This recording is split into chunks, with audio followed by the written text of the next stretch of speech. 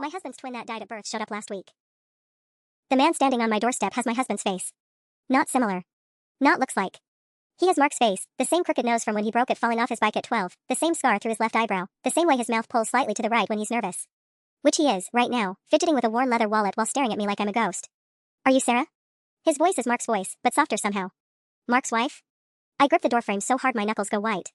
Behind me, I can hear Lily and Jake arguing over the remote in the living room, their voices a familiar soundtrack to our Tuesday evening routine. Mark won't be home from his shift at the plant for another hour. The pot roast is in the oven. Everything was normal exactly 30 seconds ago. I'm sorry, I manage. Who are you? He runs a hand through his hair, dark brown, same cowlick on the left that Mark always complains about. My name is David. David Chin now, but I was born David Castellanos. He takes a shaky breath. I think Mark might have mentioned me. The world tilts. Mark's last name was Castellanos before we got married. No, I whisper. No, he hasn't. David's face falls, and the expression is so achingly familiar yet foreign that my stomach lurches. Oh. I thought maybe. He pulls out a faded photograph from his wallet with trembling fingers. This was taken at the hospital. Before. I stare at the picture of two tiny babies lying side by side in the same bassinet, both wearing little blue caps, both with the same button nose I've kissed goodnight on my children's faces 1,000 times. Mark told me his twin brother died at birth, I say quietly, not taking the photo. He told me that 8 years ago when we met. He's told our kids about their uncle in heaven. David's shoulders sag. I was adopted. The Chins are wonderful people, but I always wondered about my biological family. It took me 3 years to track everyone down. His laugh is bitter. I've been exchanging emails with Mark's parents for 6 months. They send me money for Christmas and my birthday. His mom calls me every few weeks. The pot roast timer goes off inside the house, its shrill beeping cutting through my shock. I don't move. They never told you, David continues, reading my expression. Any of you. Mark doesn't know I found them. Mom. Jake's voice carries from the kitchen. Something's beeping. I feel like I'm drowning in my own driveway. This stranger with my husband's DNA is telling me that my in-laws, the people who babysit my children every other weekend, who come to every birthday party and school play, have been living a double life. That Mark, who tells me everything, who claims we don't keep secrets, has built our entire relationship on a lie so fundamental I don't know how to process it. I should go, David says, misreading my silence. He starts to turn away, then stops. I'm staying at the Comfort Inn on Route 9 if you want to talk. Room 237. I just thought someone should know I'm not actually dead. He walks back to a blue Honda Civic, not Mark's red pickup, while I stand frozen in my doorway, holding a photograph of twins and wondering who the hell I married. I burn the pot roast. For the first time in 8 years of marriage, I let dinner turn to charcoal while I sit at my kitchen table, staring at that photograph. Lily finds me there 20 minutes later when she comes looking for food, waving away smoke and asking why I look like I've seen a ghost. Because I want to tell her. Your dead uncle just knocked on our door. Instead, I order pizza and spend the next hour moving through the motions of normal Tuesday evening life while my brain screams. I help Jake with his math homework, seeing Mark's concentrated frown on his 8-year-old face. I braid Lily's hair for tomorrow, running my fingers through the same dark brown waves that David had. Every familiar gesture feels like a lie now. Mark comes home at 7:43 p.m., same as always, kissing my cheek and asking about my day while he hangs his safety vest on the hook by the door. Fine, I lie, watching him ruffle Jake's hair. Normal day. He doesn't notice the burned smell still lingering in the air, or that I ordered pizza on a weeknight, or that I keep staring at him like I'm memorizing his face. Mark settles into his recliner with a beer and asks Jake about baseball practice, and I realize I'm cataloging every expression, every gesture, wondering what else about this man is fiction. After we put the kids to bed, I excuse myself and drive to CVS, claiming we're out of milk. Instead, I sit in the parking lot of the Comfort Inn for 45 minutes, staring at the second-floor windows and wondering which one is room 237. A blue Honda Civic sits under the parking lot lights like evidence of a crime. I don't go in. Not yet. Instead, I drive home and do something I've never done in 8 years of marriage. I go through Mark's things. His dresser drawers, his closet, the shoebox of old photos under our bed. I'm looking for something, anything, that proves David exists. A second birth certificate. A letter. A medical record mentioning twins. I find nothing. It's like Mark has systematically erased every trace of his brother's existence from his personal history. But then I remember something that makes my hands shake. 3 months ago, Mark's mother called during dinner, and when he answered, she was crying. He stepped out onto the porch to talk to her, and when he came back, he was quiet the rest of the evening. When I asked what was wrong, he said his cousin David was having money troubles. Cousin David. I grab my laptop and start going through our bank statements online. It takes me an hour to find what I'm looking for, but there it is, a $500 transfer to Mark's parents in March, right around the time of that phone call. The memo line reads for David. I sit back in my desk chair, staring at the transaction record. Mark told me it was for his dad's new fishing boat. I remember because I made a joke about his midlife crisis purchase. My husband has been sending money to his supposedly dead twin brother. My phone buzzes with a text from an unknown number, asterisk this is David. I got your number from directory assistance. I know this is complicated, but I'd really like to talk to you before I approach Mark. There are things you should know about why he thinks I'm dead. Things about what his parents told him asterisk. I stare at the message until the screen goes dark, then read it again. Upstairs, I can hear Mark brushing his teeth, the same routine he's followed for 8 years. In a few minutes, he'll come to bed and kiss my forehead and tell me he loves me. And I'll have no idea who he really is. I text David back at 6:47 a.m. while Mark's in the shower, asterisk coffee at Mel's Diner on Oak Street. 9 a.m. asterisk. I've been awake since 3 a.m., listening to my husband breathe beside me like a stranger. Every small sound he made, the way he mumbles in his sleep, how he always rolls to his left side at exactly 4:15, felt like puzzle pieces that no longer fit the picture I thought I was building. Mark leaves for work at 7:30 with his usual kiss and love you, babe, and I watch his red pickup disappear around the corner while mentally preparing lies for my mother-in-law. When she calls at 8:15, like she does every Wednesday to confirm weekend babysitting, I'm ready. Carol, hi. Actually, can we push Saturday back a few hours? The kids have that birthday party until 4. There's a pause. Which birthday party, honey? My heart pounds. Madison's. From Lily's class. I mentioned it last week. I didn't. Madison doesn't exist. But Carol recovers quickly. Of course. Senior moments. 4 o'clock works perfectly. David's birthday money came in yesterday, so I'll need to get to the bank anyway. She says it so casually, like she hasn't been lying to my face for 6 months. Like David's birthday money is as normal as grocery shopping. David? I keep my voice light, curious. Mark's cousin David? Another pause, longer this time. Yes, dear. You know how family is. I hang up feeling sick. She doesn't even hesitate anymore. The lies just roll off her tongue like they've been practiced. Mel's diner is nearly empty when I arrive at 8:55. David is already there, sitting in a corner booth with his back to the wall, wearing a blue flannel shirt that Mark owns in green. He's ordered coffee but hasn't touched it, just keeps turning the cup in perfect circles on the chipped Formica table. Thank you for coming, he says when I slide into the opposite seat. I wasn't sure you would. Up close, in daylight, the similarities are even more unsettling. He has the same freckle on his right temple that I sometimes trace when Mark's sleeping. The same way of drumming his fingers when he's nervous, index, middle, ring, repeat. Tell me about the money, I say without preamble. How much do they send you? David pulls out his phone and shows me a text thread with someone named Elena C. Mark's mother's name is Elena Castellanos. The messages go back months. Pictures of holiday dinners with captions like wish you were here, me Joe, updates about Mark's job, my kids' school events, even a photo of Jake's science fair project from last month. She sends $300 every month, David says quietly.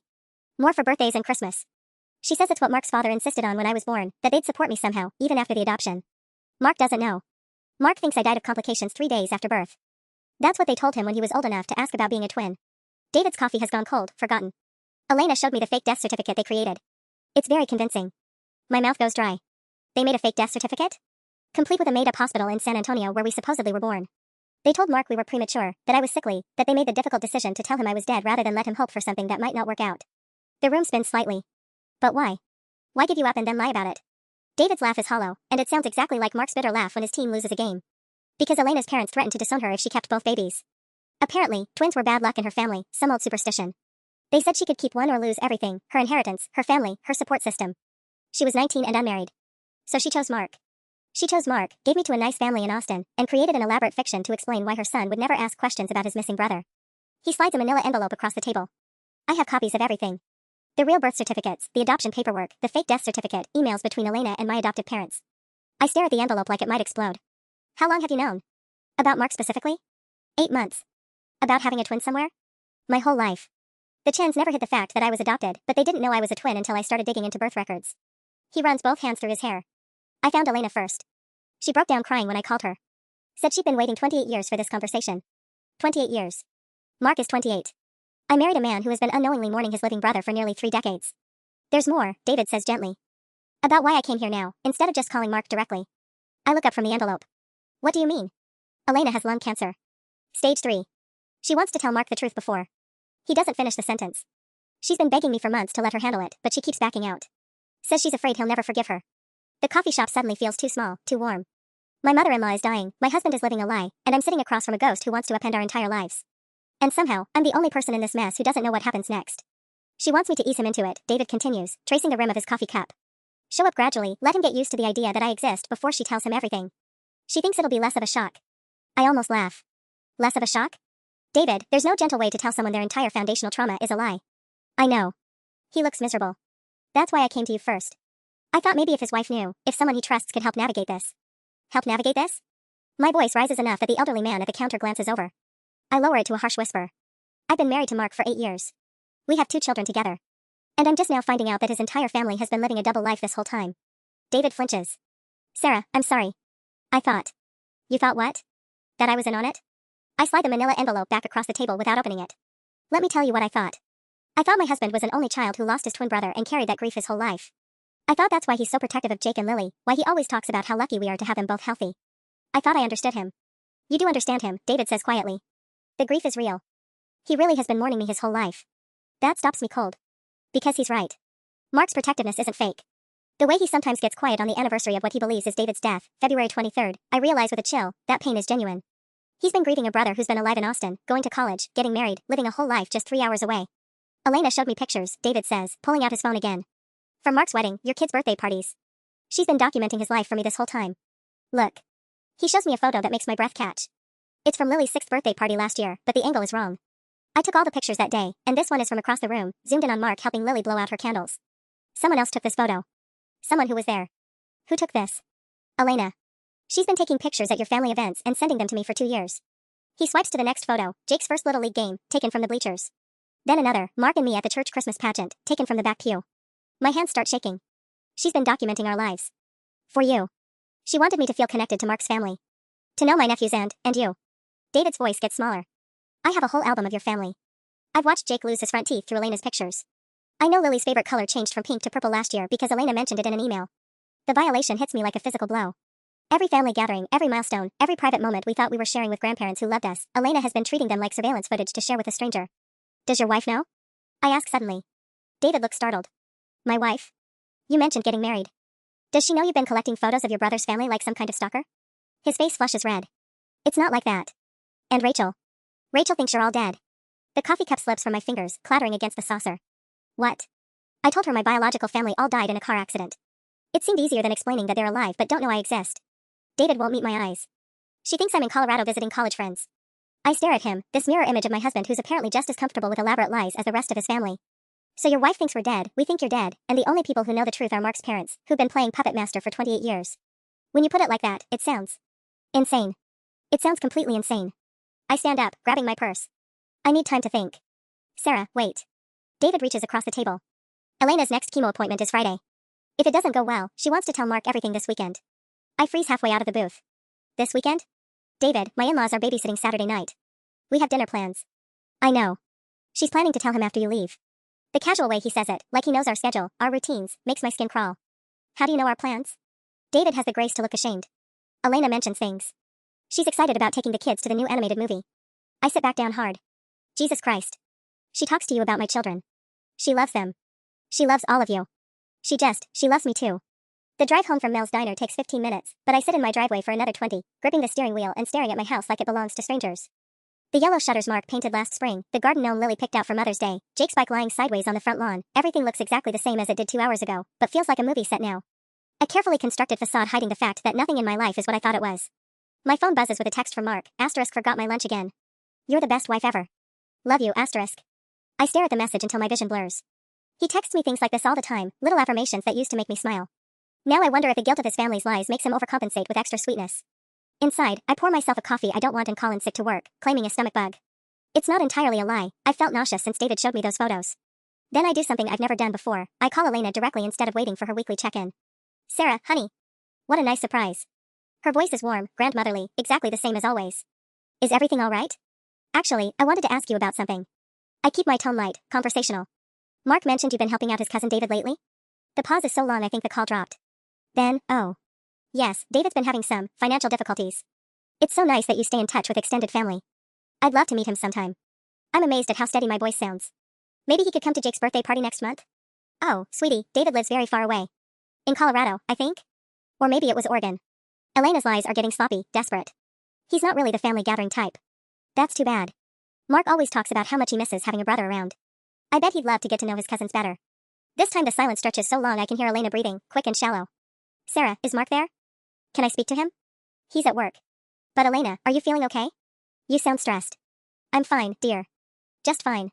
Listen, I should go. I have a doctor's appointment this afternoon. She hangs up before I can respond, and I sit staring at my phone, wondering if I just backed a dying woman into a corner or if she deserved it. An hour later, my phone rings again. Unknown number. Sarah? It's David. Elena called me crying. She says you know. I know she's been taking pictures of my family like we're animals in a zoo, I say without preamble. I know she's been sending you updates about my children's lives for years. I know everyone in this situation has been lying except me and Mark. I never asked her to take pictures, David says quietly. She just started sending them. Said she wanted me to feel like part of the family. Are there others? What? Other pictures. Of Mark and me. Private moments.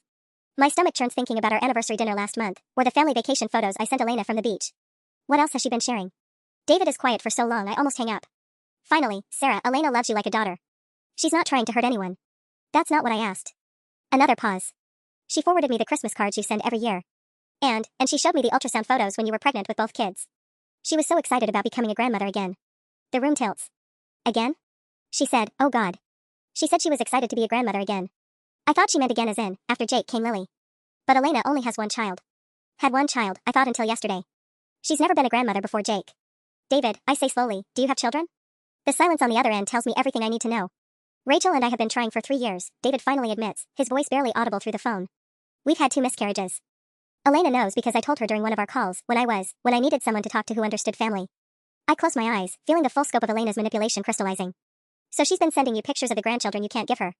Living vicariously through Mark's family while playing grandmother to your pain. It's not like that. It's exactly like that.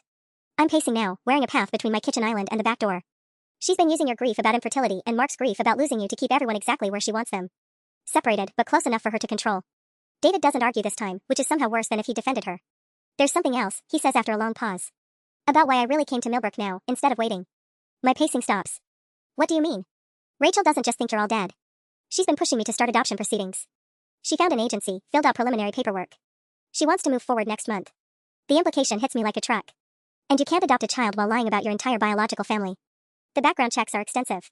They'd find Mark, find Elena, find all of it. Rachel would learn that I've been lying to her for 4 years about something huge, and she's already fragile from the pregnancy losses. His voice cracks slightly. I came here because I'm out of time.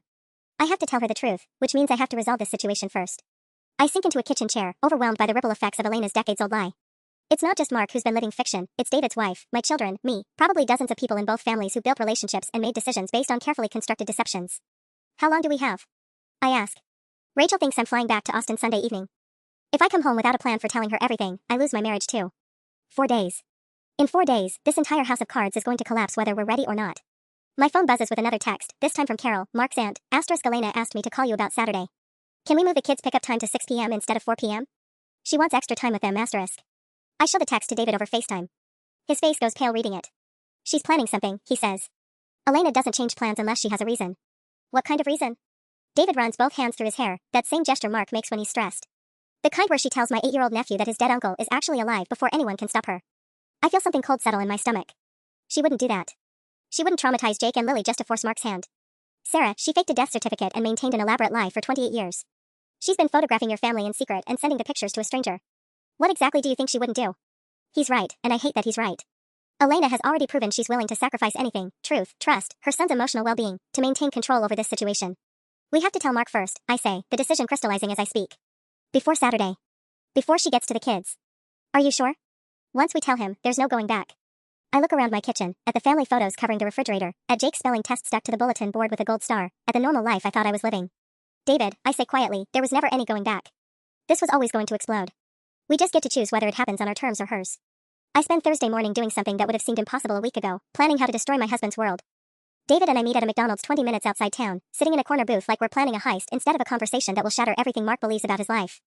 I'd brought a notebook and written down what feels like a battle strategy, when to tell him, tonight, after the kids go to bed, where to do it, our living room, away from their bedrooms, how to start, there's something about your family you need to know. I keep thinking about Jake, I tell David, stirring my coffee obsessively. He's the same age Mark was when your parents told him you were dead. What if this breaks something in him? What if he stops trusting us about big things? David pulls out his phone and shows me a new text from Elena, *me Joe, I've been thinking. Maybe it's time for you to come home. Mark needs to know his brother is alive, *. She's getting cold feet, he says. Yesterday she was planning to tell him Saturday. Now she wants me to disappear back to Austin. What changed? I think she realized that once Mark knows the truth, she loses control of both of us. David pockets his phone. Right now, she's the only connection between Mark's family and me. She's the gatekeeper. If we have a relationship, she becomes just another person who lied to us. The weight of Elena's manipulation hits me fresh every time I think about it. She's been playing puppet master for nearly 3 decades, moving us around like chess pieces while positioning herself as the grieving mother and loving grandmother. My phone buzzes, a text from Mark. * working late tonight. Peterson called in sick, so I'm covering his shift. Won't be home until after 10 *. I stare at the message, feeling the universe mock me. I'd finally worked up the courage to blow up our lives tonight, and Mark's going to be stuck at the plant until the kids are asleep. Tomorrow then, I tell David. Friday evening. What if Elena beats us to it? She's supposed to get her chemo results tomorrow afternoon. I think about this, weighing the risks. Then we tell him at lunch. I'll call him, say there's a family emergency, ask him to come home. David nods, but he looks terrified. Sarah, what if he hates me? What if he blames me for not finding him sooner, or for finding him at all? It's the first time David has voiced what I suspect we're both thinking, that Mark might not want a brother back from the dead. That sometimes grief becomes so much a part of someone's identity that healing feels like betrayal. He might, I say honestly. But David, he's been talking to a ghost for 28 years. He leaves an extra beer by your headstone every year on your birthday. He named Jake's middle name after you, James David, because he said he wanted part of you to live on. David's eyes fill with tears. His middle name is David? I nod. And Lily's middle name is Elena, after your mother. Even our children are named after this lie. We sit in silence for a moment, the weight of decades of deception settling between us like a third person at the table. There's one more thing, David says finally. Rachel called this morning. She moved up her timeline. She wants to submit our adoption application Monday morning. 3 days. We have 3 days to untangle 28 years of lies, or David loses his marriage and any chance at the family he and Rachel have been trying to build. Then we tell him tomorrow, I say firmly. No matter what. But as I drive home, I can't shake the feeling that Elena is planning something we haven't anticipated. Something that will force all our hands before we're ready. I'm reorganizing my closet at 7 a.m. Friday morning, pulling out clothes I haven't touched in months, when I find Mark's old college sweatshirt stuffed behind winter coats. The gray University of Texas hoodie he claimed shrunk in the wash but really just got too tight around his shoulders. I'm about to toss it in the donation pile when something crinkles in the front pocket. An envelope. Addressed to Mark Castellanos at our old apartment, postmarked 3 years ago. Return address, Austin General Hospital. My hands shake as I pull out the contents. It's a medical form, dense with official letterhead and checkboxes. At the top, twin registry notification, biological match found. The words swim in front of me. Asterisk, the biological match has been identified for Mark James Castellanos, DOB, February 20th, 1995. Contact information provided below pending consent from both parties, asterisk. Mark has known. I sink onto our bedroom floor, still holding the form, reading it over and over until the words blur. David Chen's name is right there in black and white, along with a phone number and an email address. The form is dated August 15th, 2021. 3 years ago. 6 months before David says he first contacted Elena. My phone buzzes with Mark's usual morning text, asterisk, love you babe. Coffee's ready downstairs, asterisk. I stare at the message, then at the medical form, then back at the message. My husband has been texting me sweet nothings while hiding the fact that he's known his brother was alive for 3 years. I find Mark in the kitchen, scrambling eggs and humming under his breath, looking exactly like the man I thought I married. Jake's eating cereal at the counter, milk dripping down his chin. Lily's attempting to braid her own hair with the intense concentration of a surgeon. Morning, beautiful, Mark says, kissing my cheek. You were up early. Everything okay? I hand him the medical form without a word. The spatula clatters to the floor. Mark's face goes white, then red, then white again. Jake looks up from his cereal, curious. Dad? What's wrong? Mark's eyes dart between the form and my face, and I see the exact moment he realizes his lie just exploded. Kids, go get ready for school. Now. But I'm not done with breakfast. Now, Jake. The sharpness in Mark's voice sends both children scurrying upstairs without argument. We listen to their footsteps fade before either of us speaks. Sarah, I can explain. You've known for 3 years. My voice sounds eerily calm. David's been alive this whole time, and you've known. Mark slumps against the kitchen counter, suddenly looking older than his 28 years. The hospital sent that form automatically when David registered with some twin research study. I never asked for it. But you got it. And you hid it. I threw it away, he says quietly. The first time. But then I kept thinking about it. So I dug it out of the trash and stuck it in my pocket, and then I forgot about it until you found it. The casual way he mentions throwing away proof of his brother's existence makes my stomach turn. You threw away David's life like garbage. Sarah, you don't understand. My brother died when we were babies. This David person is some stranger who happens to share my DNA. Did you call the number? Mark won't meet my eyes. Once. 2 years ago. I got his voicemail and hung up. Jesus, Mark. I heard his voice, and it sounded just like mine, and I panicked. Mark's hands are shaking now. What was I supposed to do? Call him up and say, hi, I'm the brother you never knew existed, want to grab a beer? That's exactly what you were supposed to do. He has a whole life. A wife, a job, probably friends who don't know he's adopted. Why would I blow that up just to satisfy my curiosity? I stare at my husband, seeing him clearly for maybe the first time in 8 years. Because he's your brother, Mark. Because he's been looking for you. Because your parents have been lying to both of you for your entire lives. Something in my voice must give me away because Mark's expression shifts from defensive to suspicious. How do you know what David's been doing? The question hangs between us like a trap I've just walked into. I can lie, tell Mark I googled David's name, make up some story about internet research. Or I can tell him the truth, that his supposedly dead brother showed up at our house 4 days ago, that I've been meeting with him in secret, that their mother has been orchestrating this deception for decades. Mark, I say slowly, there's something I need to tell you about Tuesday. His face goes perfectly still. What about Tuesday? Someone came to the house while you were at work. Someone who's been looking for you for a very long time. Mark grabs the kitchen counter so hard his knuckles go white. Sarah. What did you do?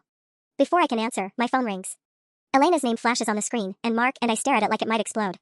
Don't, Mark says quickly. Don't answer it. But I'm already swiping to accept the call, because I'm done with lies and secrets and protecting everyone from truths they should have known years ago. Sarah, honey, Elena's voice fills the kitchen, strained and tired. Is Mark there? I need to talk to both of you. It's important. Mark closes his eyes like he's praying. Tell her I'm not here. Instead, I put the phone on speaker. He's here, Elena. We both are. Good. That's good. Elena takes a shaky breath. I got my test results yesterday. The cancer spread to my liver. They're stopping treatment. The kitchen goes completely silent except for the hum of the refrigerator and the distant sound of Jake and Lily getting ready upstairs. How long? Mark asks, his voice barely a whisper. 6 months, maybe less. Elena's trying not to cry and failing. Mark, there's something I need to tell you. Something I should have told you a long time ago. Mark looks at me with pure panic in his eyes, and I realize Elena's about to take our decision away from us entirely. Mom, no. Mark's voice cuts through the kitchen like a blade. Not over the phone. Not like this. But Elena's already crying, and her words tumble out in a rush like she's afraid she'll lose her nerve. Your brother David didn't die, Mark. He's alive.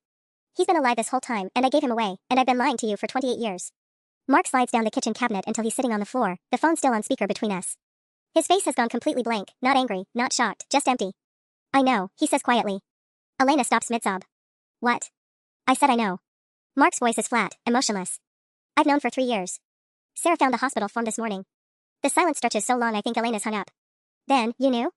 Mark, honey, if you knew, why didn't you? Because I didn't want him. The words come out harsh, final. Mom, I built my whole identity around being the twin who survived. Do you understand that? Every achievement, every relationship, every decision I've made for 28 years has been shaped by survivor's guilt over a brother I thought was dead. I sink into the chair across from him, watching my husband dismantle his own life with surgical precision. Finding out David's alive doesn't fix that, Mark continues.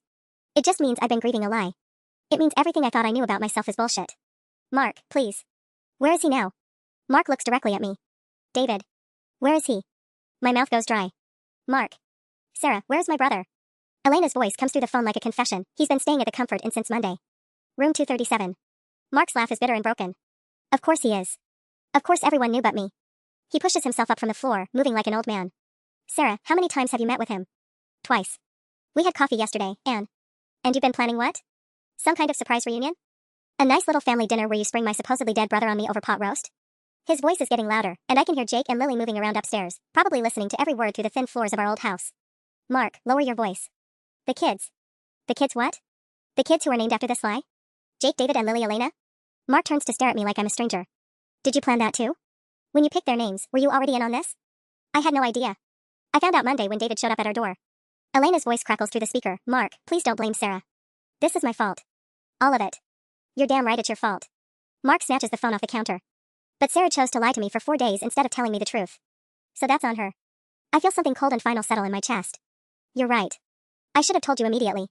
But Mark, you've been lying too. You got that medical form 3 years ago and chose to do nothing.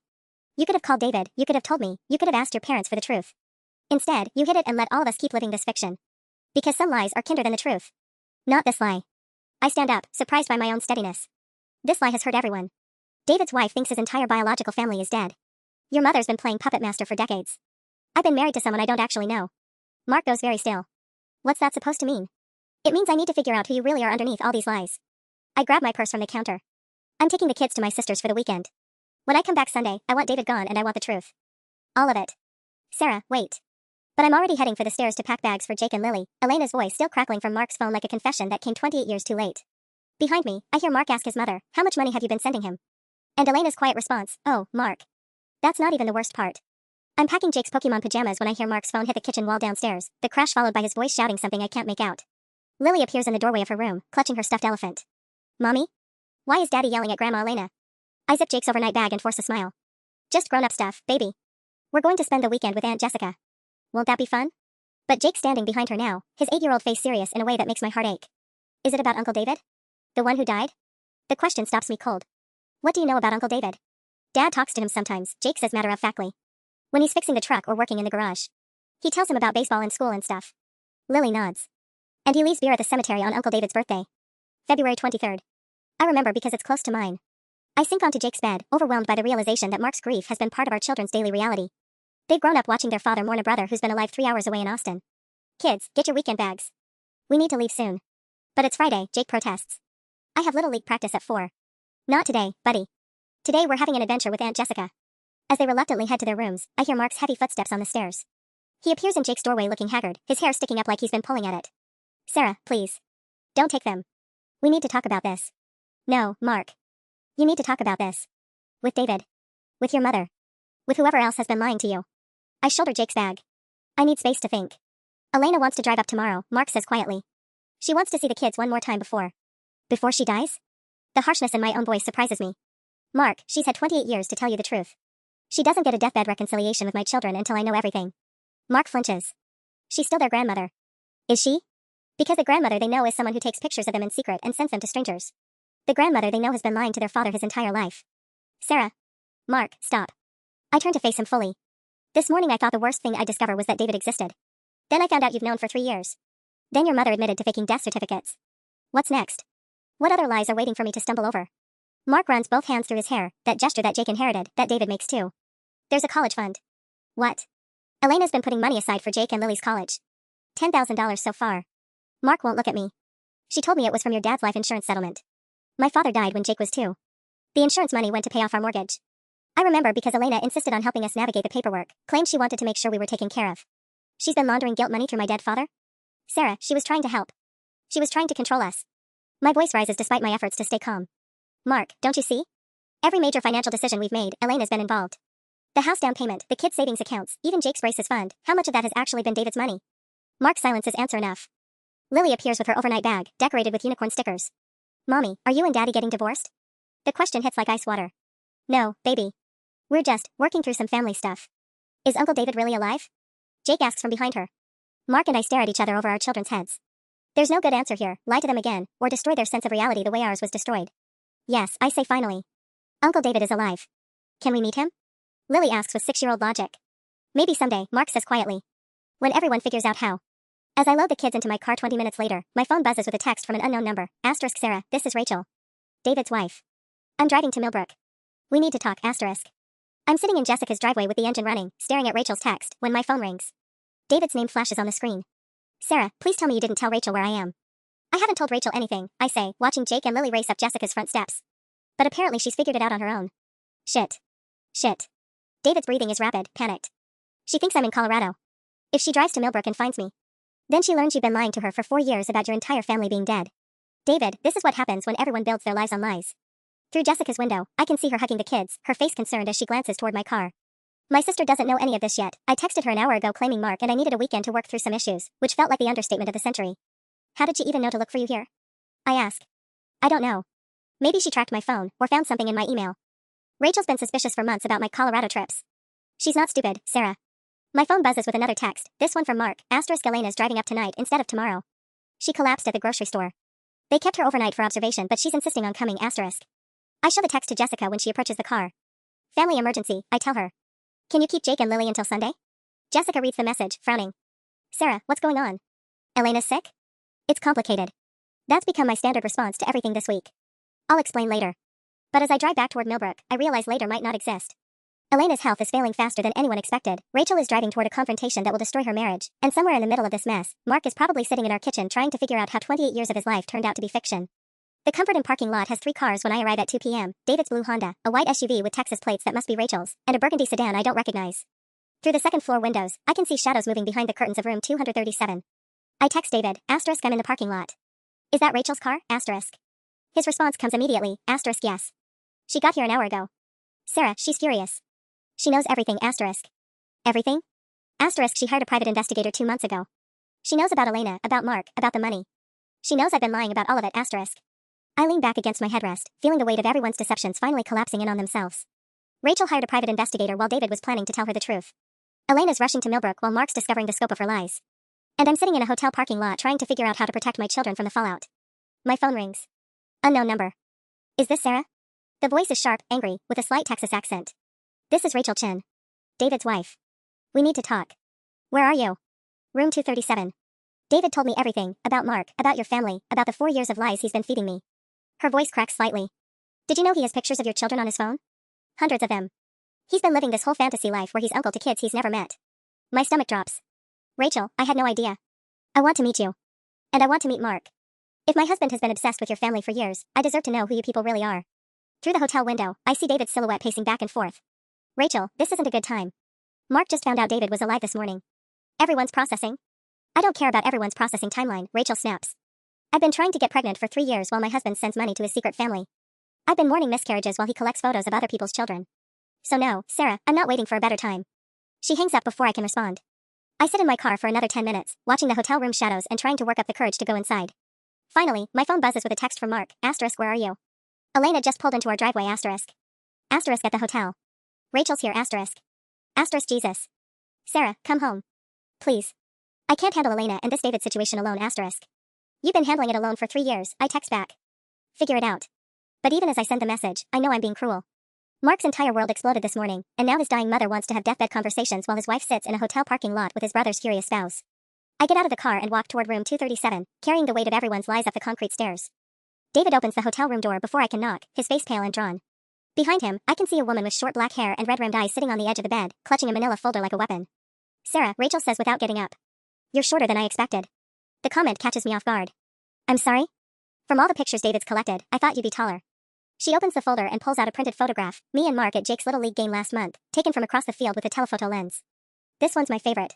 You look so happy, so oblivious to the fact that your mother-in-law has been documenting your life for a stranger. I sink into the room's single chair, staring at the photo. Elena took this? Elena, yes. David showed me the whole collection. Rachel's voice is eerily calm now, like she's moved past anger into something colder. 237 photos spanning 3 years. Your children's birthday parties, family dinners, Christmas mornings. My husband knows that Jake lost his first tooth in September and that Lily's favorite bedtime story is about a dragon named Sparkles. David flinches. Rachel, it wasn't like that. Then what was it like, David? Because from where I'm sitting, it looks like you've been playing house with another man's family while I've been begging you to start our own. The raw pain in her voice makes my chest ache. Rachel, I know this is horrible, but David didn't ask Elena to take those pictures. She sent them without. He kept them. Rachel pulls out another photo, this one of me pushing Lily on our backyard swing set. Every single one. Organized by date in a folder on his laptop labeled M's family. M for Mark, I assume. David sits heavily on the bed beside his wife, but she shifts away from him. I was trying to understand where I came from. The Chins are wonderful, but I always felt this gap. Like part of me was missing. So you filled it with someone else's children. That's not, David stops, runs both hands through his hair. Okay. Maybe that's exactly what I did. My phone buzzes with another text from Mark, asterisk Elena's asking about the kids. She wants to FaceTime them at Jessica's house. What do I tell her, asterisk? I show the message to Rachel and David. This is what I mean about timing. Elena's dying, Mark's falling apart, and now she wants access to my children for what might be her last conversation with them. Rachel studies the text message. What's Elena like? In person, I mean. David talks about her like she's some misunderstood saint, but the woman I'm hearing about sounds manipulative as hell. She bakes cookies for school fundraisers and remembers every birthday, I say slowly. She also faked a death certificate and has been orchestrating everyone's lives for decades. She's both things. That's what makes this so fucked up, David says quietly. Elena genuinely loves Mark and your kids. But she also genuinely believed that controlling everyone was the best way to protect them. Rachel laughs bitterly. Protect them from what? From you? David, you're a kindergarten teacher who volunteers at animal shelters. You're not exactly a threat to anyone. I was a threat to the story Elena built, David replies. If Mark knew I was alive, he might have questions about why she gave me away. He might realize that his entire identity was built on her guilt. My phone rings. Mark's name flashes on the screen. Sarah, Elena collapsed again. The paramedics are here. Mark's voice is strained, panicked. They're taking her to Millbrook General. She's asking for you and the kids. I close my eyes. Mark, the kids are 40 minutes away at Jessica's house. She says she needs to tell them something important before she can't anymore. Rachel is watching me intently, reading my expression. That's her, isn't it? The puppet master? I nod, still holding the phone to my ear. Mark, what does she need to tell Jake and Lily? I don't know. She's barely conscious, but she keeps saying their names and something about Uncle David's presents. Uncle David's presents. The birthday money, the Christmas gifts, the college fund that Rachel and I now know has been funded by David's inheritance checks and Elena's guilt. She's been giving them gifts from David this whole time, I tell Rachel and David. Every birthday, every Christmas, she's been telling my children the presents were from their dead uncle in heaven. Rachel's face goes white. David, how much money did you send her for the kids? I don't know. Maybe $3,000 over the years? She said Mark was struggling financially after they bought the house. $3,000 that went to children who think it came from a ghost. The weight of Elena's manipulation hits fresh every time we uncover another layer. She's not just been lying, she's been weaving David's love for his family into the very fabric of my children's lives, making him an invisible presence they've been grateful to without ever knowing he exists. I'm going to the hospital, I tell Mark through the phone. Call Jessica and ask her to bring Jake and Lily. If Elena's dying, they deserve to say goodbye to the grandmother they know, even if she's not who we thought she was. After I hang up, Rachel and David sit in silence for a long moment. I want to meet her, Rachel says finally. Before she dies, I want to look Elena in the eye and ask her what gave her the right to steal 4 years of honesty from my marriage. The hospital waiting room smells like disinfectant and burnt coffee, and I'm sitting between my husband and his brother's wife, watching my children color in donated coloring books while their grandmother dies 3 rooms down the hall. Jake keeps asking why Uncle David's presents can't visit Grandma Elena if she's sick, and I don't know how to explain that the presents were never from a dead person, they were from the very much alive man sitting in the cafeteria right now, afraid to meet the nephews he's been secretly buying Christmas gifts for. She's asking for all of you, Mark says, returning from Elena's room with red-rimmed eyes. The doctor says maybe an hour, probably less. Rachel looks up from the magazine she's been staring at without reading. All of us including David? Mark nods stiffly. They haven't spoken directly since David arrived at the hospital 20 minutes ago, just communicated through me like I'm some kind of translator for a language they both speak but refuse to use. I don't think that's a good idea, I say, glancing at Jake and Lily. Not with the kids here. Sarah, she's dying, Mark's voice cracks. Whatever else Elena did, she loves those kids. And they love her. He's right, which makes this whole situation more heartbreaking. Lily spent yesterday morning making Elena a get-well card covered in purple flowers. Jake practiced a joke all week that he wanted to tell her at Saturday's babysitting session. They have no idea that their grandmother has been living a double life, or that their dead uncle is sitting 50 feet away, afraid to breathe too loudly. What exactly does she want to tell them? Rachel asks. Because if Elena thinks she's going to dump 28 years of lies on 2 children as her final act, I'll physically stop her myself. Mark flinches. She wants to explain about the presents. She says Jake asked her last month how Uncle David knew he liked Pokemon cards, and she's been feeling guilty ever since. My stomach drops. Jake asked her what? Apparently the Christmas present last year was a limited edition Pokemon card that Jake had only mentioned wanting to David in one of his letters. What letters? Rachel and I ask simultaneously. Mark goes very still. The letters Elena helped them write to Uncle David in heaven. She's been transcribing them and sending them to David in Austin. The waiting room tilts around me. Mark, are you telling me that Elena has been facilitating correspondence between our children and David for how long? 2 years, maybe 3. She said it was therapeutic for the kids to feel connected to their uncle. Rachel stands up so abruptly her chair scrapes against the linoleum. David has been getting letters from children who think he's dead? Elena never told me, Mark says quickly. I found out 20 minutes ago when she was trying to explain about the Pokemon cards. I look across the waiting room at Jake, who's carefully coloring a picture of a fire truck, and try to imagine him dictating letters to his dead uncle while Elena nodded sympathetically and secretly mailed them to Austin. The betrayal feels physical, like something sharp lodged between my ribs. Where is David now? I ask. Cafeteria. He's afraid to come up here with Rachel, so angry. Rachel laughs bitterly. I'm angry? Sarah, your mother-in-law has been running a pen pal service between your children and my husband for years. She's been letting them pour their little hearts out to someone they think is in heaven while he reads their letters like bedtime stories. Mrs. Patterson? A nurse approaches our group, clipboard in hand. Elena Castellanos is asking for the children now. She's very insistent. Lily looks up from her coloring book, purple crayon still in her hand. Is Grandma Elena going to heaven soon? The question hangs in the sanitized air like a prayer none of us know how to answer. Yes, baby, I tell Lily, kneeling down to her level. Grandma Elena is very sick, and she wants to see you and Jake one more time. Jake sets down his red crayon. Can we bring her our pictures? Maybe they'll make her feel better. My heart breaks a little more. That's a wonderful idea, buddy. As we walk down the hospital corridor, Jake clutching his fire truck drawing and Lily carrying her purple flowers, I catch Rachel's arm. Whatever Elena says in there, please don't contradict her in front of him. They can learn the whole truth when they're older, but right now they just need to say goodbye to their grandmother. Rachel nods tightly. I won't traumatize your kids. But Sarah, after this? I want David to read me every single letter they sent him. Every word. Elena's hospital room is dim, filled with a steady beep of monitors and the wheeze of oxygen machines. She looks impossibly small in the hospital bed, her gray hair spread across the pillow like she's already halfway gone. But her eyes brighten when she sees Jake and Lily. My babies, she whispers, reaching out with trembling hands. Come here. They climb carefully onto either side of her bed, showing her their artwork with the unconscious confidence of children who have never doubted they were loved. Elena tears up looking at Jake's fire truck. This is beautiful, Mijo. Just like the picture you sent to Uncle David last month. Jake beams. Did he like it? Did he write back? Mark and I freeze, but Elena just smiles. He loved it so much, Jake. He keeps all your pictures in a special place. What special place? Lily asks with 6-year-old curiosity. On his refrigerator in heaven, Elena says softly. Right next to your letters about school and baseball and your loose teeth. Rachel makes a small sound behind me, quickly stifled. David's been putting my children's letters on his actual refrigerator in Austin, I realize. He's been living with their words, their drawings, their innocent updates about lost teeth and Little League games. Grandma Elena, Jake says seriously, are you going to see Uncle David when you get to heaven? Yes, baby. Very soon. Can you tell him that I finally learned to ride my bike without training wheels? And that I hit a home run last week? Elena's breathing gets more labored, but she nods. He already knows, Jake. He's very proud of you. Because he does know. Because David's been reading about Jake's bike riding progress in letters for months, celebrating his achievements through Elena's secret mail service. I want to meet Uncle David someday, Lily announces, snuggling closer to Elena. Even if it's not until I'm in heaven too. The words hit the room like a physical blow. Behind me, I hear David's sharp intake of breath. He's appeared in the doorway, unable to stay away any longer. Elena sees him too, and something passes between them. An understanding, maybe. A shared grief over all the years they've both lost. Lily, baby, Elena whispers, what if I told you that Uncle David isn't in heaven yet? What if I told you he's been waiting somewhere else, hoping to meet you? Mark steps forward quickly. Mom, don't.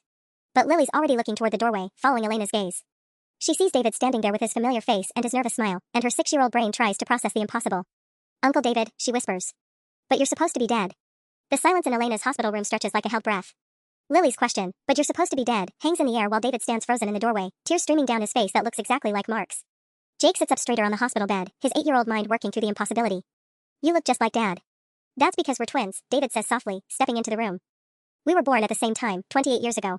But Grandma Elena said you died when you were a baby. Lily looks between David and Elena, confused but not afraid. Did you come back to life? Elena's breathing becomes more labored, but she reaches for David's hand when he approaches the bed. No, Mija. I made a mistake a long time ago. Uncle David was never dead. He was just living somewhere else. Mark moves to stand beside his brother, and the sight of them together, identical faces showing different expressions of grief, makes my chest tight. Kids, sometimes grown-ups make decisions that seem right at the time but turn out to be wrong. Like lying? Jake asks with devastating directness. Yes, Mark says quietly. Like lying. David kneels beside the hospital bed so he's at eye level with Jake and Lily. I've been reading your letters for 2 years. The ones about Pokemon cards and loose teeth and home runs. They made me so happy, even when I was sad about not being able to meet you. Lily reaches out to touch David's face, comparing it to Mark's with scientific 6-year-old curiosity. You have the same nose. And the same eyes, Jake adds. But yours look more tired. David laughs through his tears. That's because I've been waiting a very long time to meet you. Elena squeezes David's hand with what little strength she has left. Mark, I need you both to know, giving David away wasn't about not loving him. It was about being 19 and scared and listening to people who said families couldn't handle 2 babies. But we could have, Mark says, his voice breaking. Mom, we could have figured it out. I know that now. I've known it for 28 years. Elena turns to me, her eyes pleading. Sarah, I sent him those pictures because I wanted him to see what a beautiful family his brother built. I wanted him to feel connected, even from far away. Rachel steps forward from where she's been watching silently. Mrs. Castellanos, I'm Rachel. David's wife. Her voice is controlled, but not unkind. I need you to know that your son is a good man who's been carrying this secret like it was crushing him. Elena nods weakly. I'm sorry, Mija. I'm sorry I took 4 years of honesty from your marriage. I'm sorry I lied to you, David tells Rachel, still kneeling beside the bed. About everything. You deserve to know about Mark and the kids and why I was sending money. Jake suddenly perks up. Wait, so all those birthday presents really were from you? Not from heaven? Really from me, David confirms. I picked out every Pokemon card and every book. I wanted to give you things that would make you smile. That's so much better than presents from heaven, Lily declares with 6-year-old pragmatism. Now we can say thank you. Elena's monitor starts beeping more rapidly, and a nurse appears in the doorway. I'm sorry, but we need to limit visitors now. But Elena grips both her son's hands tighter. Mark, David, promise me you'll be brothers now. Real brothers. No more lies between any of you. Mark looks at David, really looks at him, for the first time since this all started. We have a lot to figure out. We have time, David says. Finally, we have time. Elena smiles, her eyes drifting closed. That's all I wanted. Just, time for my boys to know each other. She passes quietly 20 minutes later, holding both her son's hands while her grandchildren color pictures of fire trucks and purple flowers at the foot of her bed. At the funeral 3 days later, David sits with us in the front pew. Rachel holds my hand during the eulogy, and Jake asks if Uncle David can come to his next baseball game. We're all still figuring out how to be a family that spans 2 states and decades of lies, but we're figuring it out together. The twins Mark had been mourning his whole life wasn't dead after all. He was just waiting for someone to tell him he was allowed to come home.